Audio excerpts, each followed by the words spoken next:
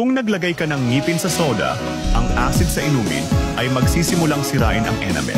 Pinaparupok nito ang ngipin at lumilikha ng maliliit na magaspang na lugar. Pagkatapos, ang mga asukal sa soda ay nagpapakain ng bakterya na gumagawa ng mas maraming asido. Lalo nitong nasisira ang ngipin. At sa paglipas ng panahon, ang ngipin ay nagiging malambot at nagiging itim. Sa kalaunan ng pinsala ay lulubhana.